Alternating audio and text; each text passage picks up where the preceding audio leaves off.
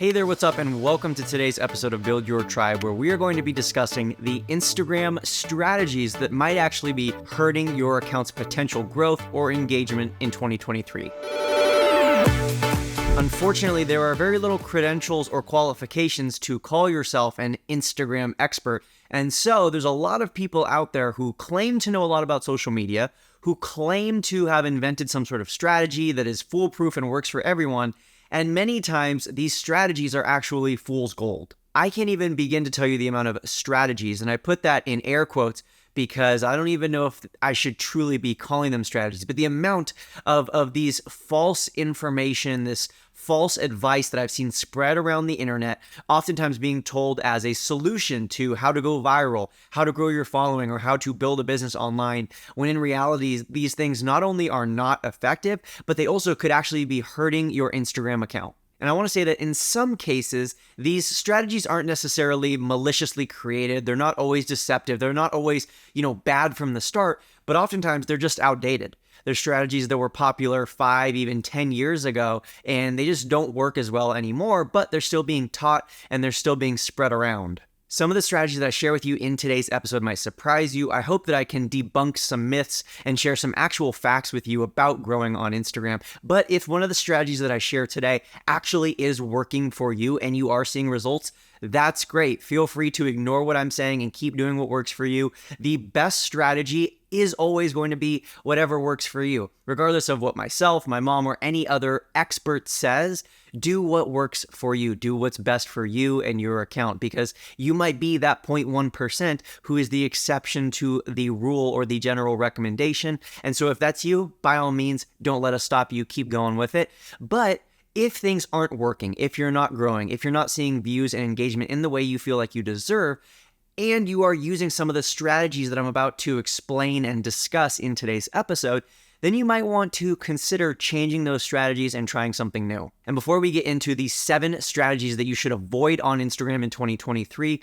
I want to first say that there are some obvious strategies that I hope we don't even need to cover. Things like follow, unfollow, things like buying followers, things like paying for shoutouts. These sorts of strategies, and again, I'm going to be using lots of air quotes today, they're absolutely not effective. They're very tacky, very spammy, very inauthentic. You should never be paying for engagement or shout outs or followers. You should never be following people just so that they follow you back and then you unfollow them. You shouldn't be sending out 300 cold, spammy direct messages every single day asking if people are interested in following you or in joining your business. Those things have never really been effective, and even in the few instances where they are very inauthentic and very spammy. So I hope we don't have to go in depth onto those. But with that being said, let's hop into the first actual strategy that is not effective and is something that you should not be relying on for your growth in 2023.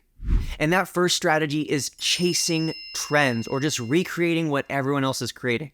Now, I will say that trends, lip syncs, trending audios, template videos are a great way to dip your toe in the water and get used to creating content on Instagram. If you're someone who's never posted a reel before, or you struggle with camera shyness and just being confident enough to speak on camera, then recreating trends, doing these lip syncs, they can be a great way to get comfortable and to practice the actual process of creating reels. But if your entire Instagram strategy revolves around finding the next trending audio, using it as quickly as you can, and just consistently pumping out lip sync after dancing and pointing at random text on the screen, it's not going to be very effective.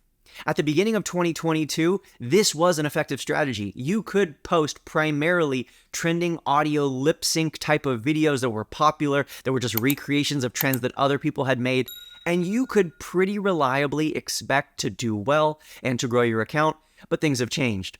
People have largely become bored with this oversaturated market of trending audios. In fact, according to some of our recent studies, 4 out of 5 people prefer original content versus a recreation of even the funniest, most viral trend. Also, one of the most common ways to grow an Instagram account, if you're an Instagram coach like myself, is to post trending audio alerts. And I don't want to shame any Instagram creators or Instagram coaches who grow in this way, but there are a lot of Instagram coaches who do nothing but post trending audio alerts. Every other post, or even every post they share on Instagram, is just telling you, hey, this audio is about to blow up, this audio is trending, you need to use this audio.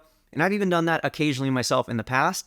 And while there is some merit, there are some benefits to sharing these sorts of things. They are a great way oftentimes to share templates or examples with your followers. In most cases, sharing trending audio alerts is going to help the person who's sharing the alert way more than the person who's actually going to be using the trending audio.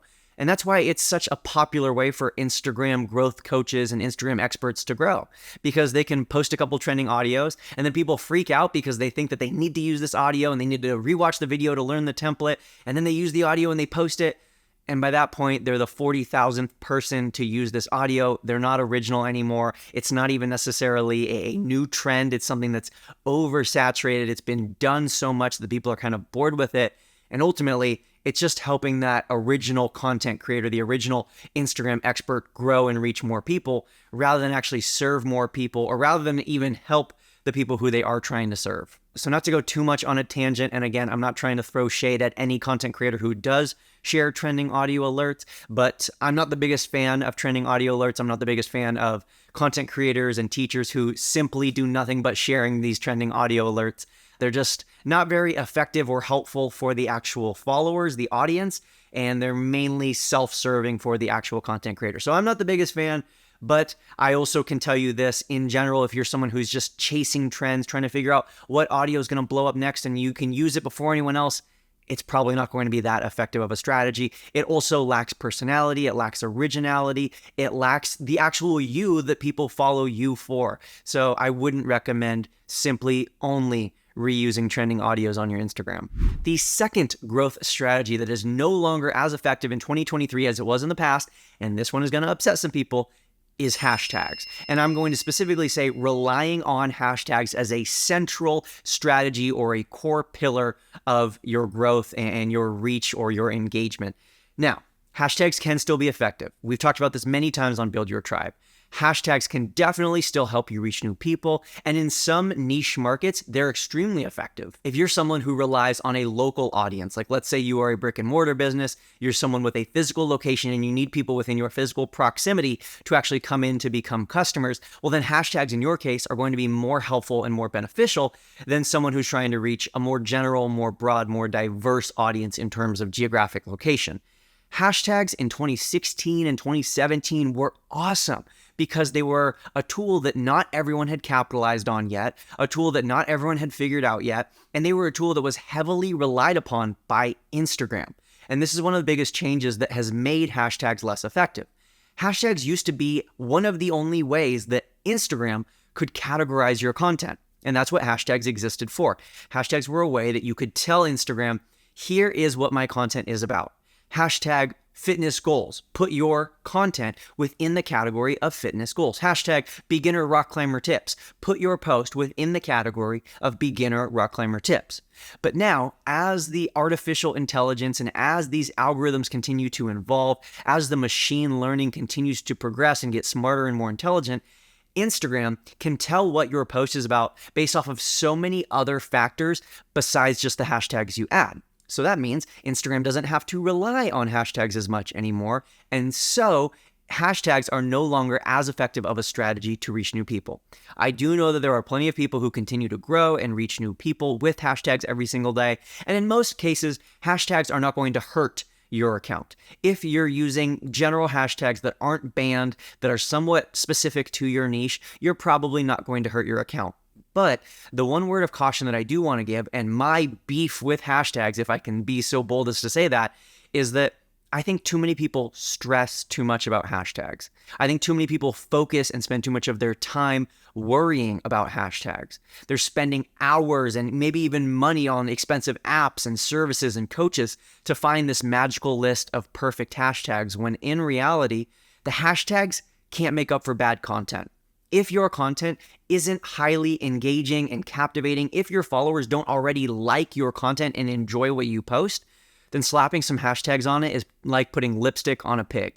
It's just not going to make a very big difference, and it's kind of a waste of time. The third strategy that might be hurting your Instagram account more than it's helping your Instagram account is giveaways. Now, there's a right way and a wrong way to do giveaways. And this is another topic that we've done an entire Build Your Tribe episode on. But giveaways, when done right, can be a great way to reach new people, to grow engagement and even to build your email list.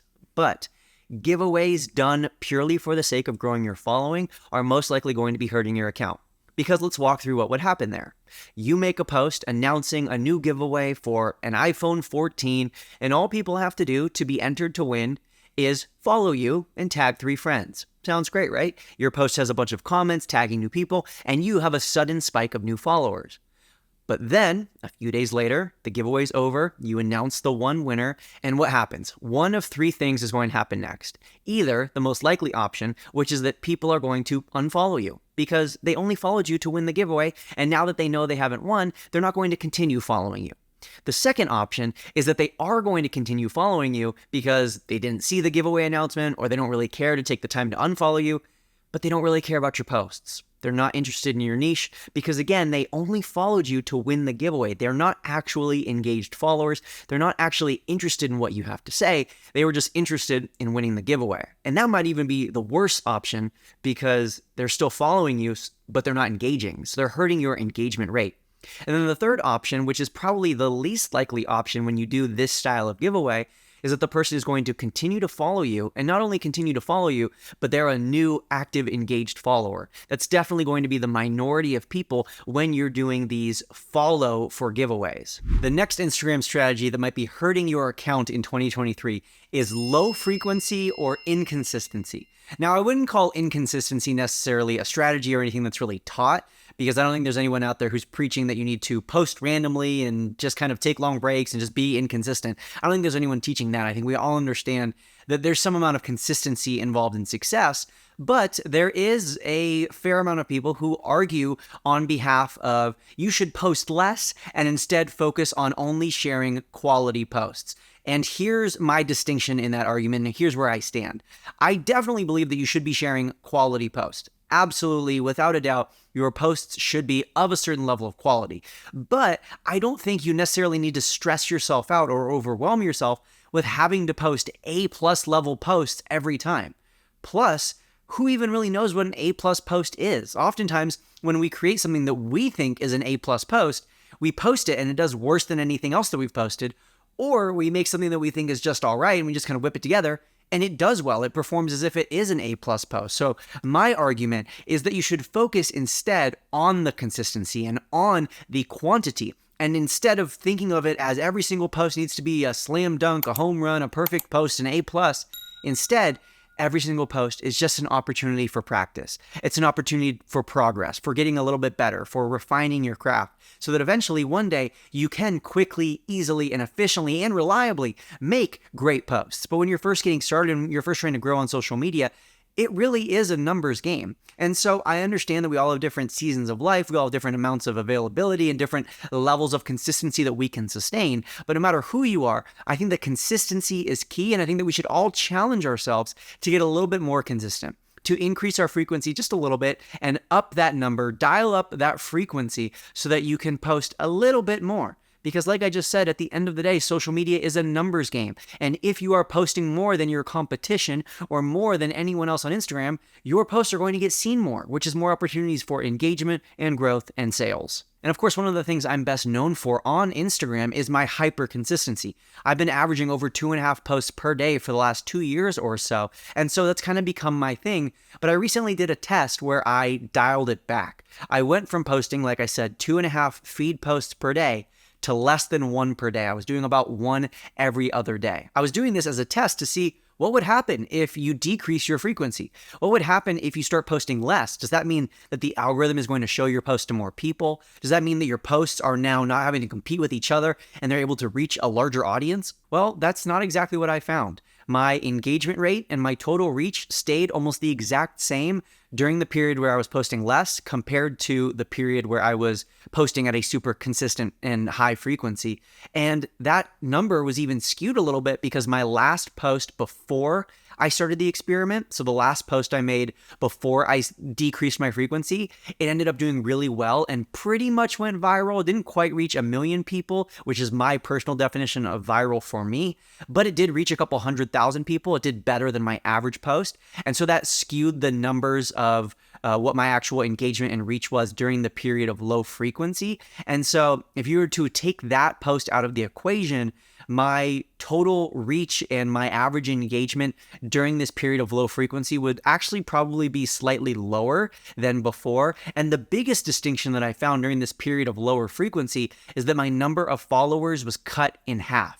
Now, I don't mean to say that I went from 600,000 to 300,000, but rather my rate of new followers gained. So during the 2 weeks leading up to this experiment, I had grown by about 5,000 followers. And during the 2 weeks of this experiment where I decreased my frequency, I grew by about 2,800 followers, which was much lower than any other 2-week period in the last year. And so that confirms to me that consistency is key. And the more frequently you can post on Instagram, the more you are going to grow on Instagram. The fifth strategy that might be hurting your Instagram account in 2023 is the 5 pillars rule, or JK5. It has many different names and many different number of pillars, but basically it's this idea that you have a wide variety. Oftentimes 5 is the number that these people come up with, these experts come up with.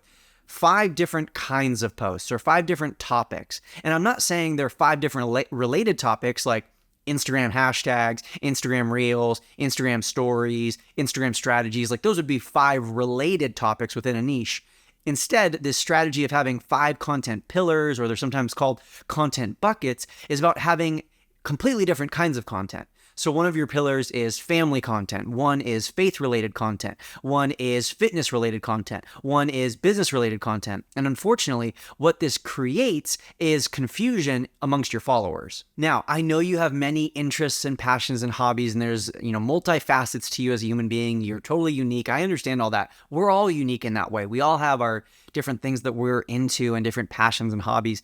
Share those things on your Instagram stories. On your Instagram stories, talk about anything and everything. Let your freak flag fly. Share about all those interests, passions. Share about your family, your lifestyle, your faith, your business, all of that on your Instagram stories, because your Instagram stories viewers are people who have already chosen to follow you. They've already made that investment by pressing the follow button, and they want to now learn more. They want to learn what makes you tick, what makes you you. So show those things on your Instagram stories.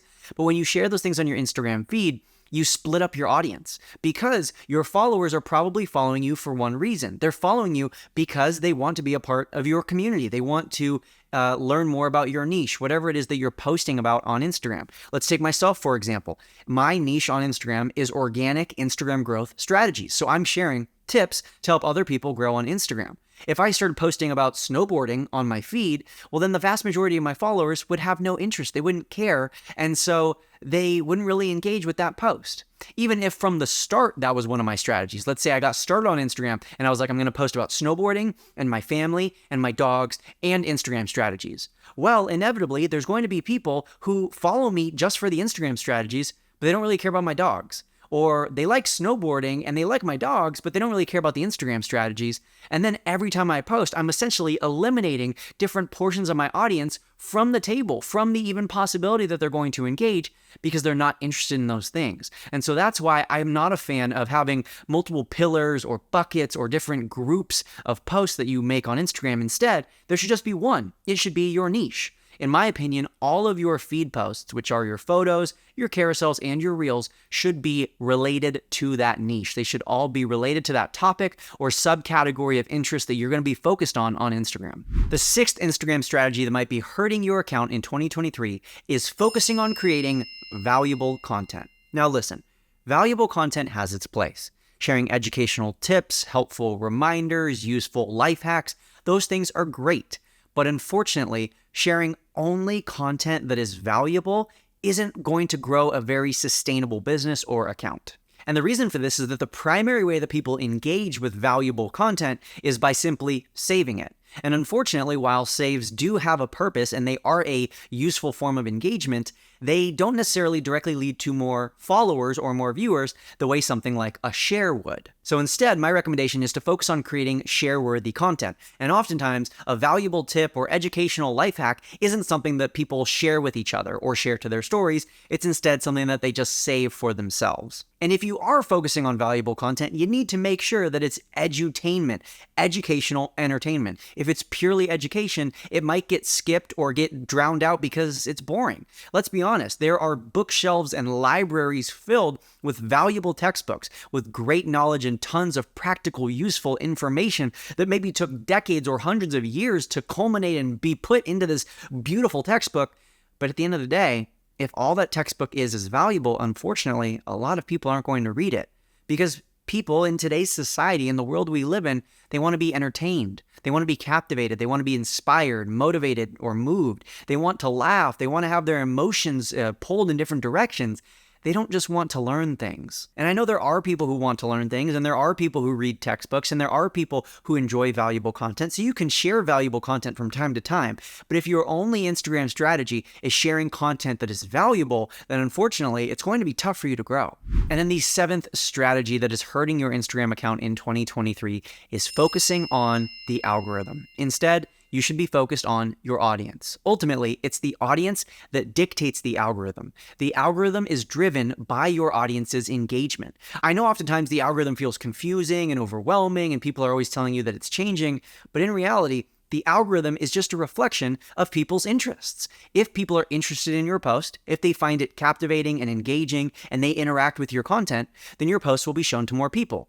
If your content, however, isn't engaging, if people aren't enjoying watching it, then the algorithm isn't going to show it to more people, because if they did, then people are going to continue to not be engaged and continue to spend less time on Instagram because of your post, which means that Instagram as a business can't sell more ads and make more money. Instagram makes its money based off of all of us spending more time on Instagram. And so if your content is making people spend more time on Instagram and is making people interact and engage with Instagram more, then the algorithm will show your post to more people. That's a good business model by Instagram. That's how it works. And so instead of focusing on the algorithm and trying to make it happy or figure out what the latest changes are, instead, your focus should be on your audience, on your followers. What do they respond well to? What do they like? What do they dislike? What is the most engaging kind of content for your followers? What do they specifically like? And it's going to be different for your followers versus my followers or anyone else, because we all have different audiences coming to us at different times for different topics, for different things, for different ideas. So instead of focusing on the algorithm, focus on your audience. I hope you found today's episode helpful and educational. If you did, don't forget to press that like button on YouTube. And no matter where you're watching or listening to this, make sure to hit the subscribe button so you can get more educational strategies and helpful tips for growing a business and social media following. And until next time, and as always, happy networking.